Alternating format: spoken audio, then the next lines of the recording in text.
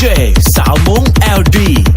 Lần ngọt quá là vòng ma, lần ngọt quá là vòng ma, một tờ tí ai sẽ chừng cho lo.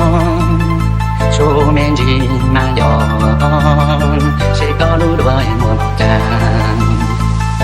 Đi lo hồng bia cho ma, đi lo hồng bia cho ma, hồng bia là e theo con đi la. Hồng bia để xia cho lo, xia để mò, họ nói im mò yo, có nhỏ chỉ đang chịu bò.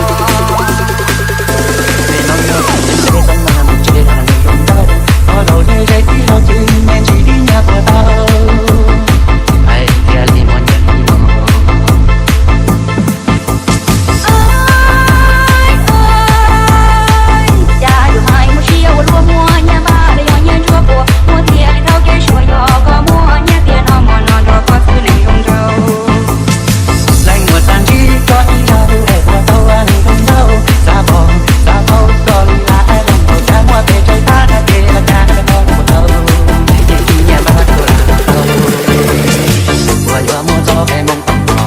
DJ Xảo 4LD.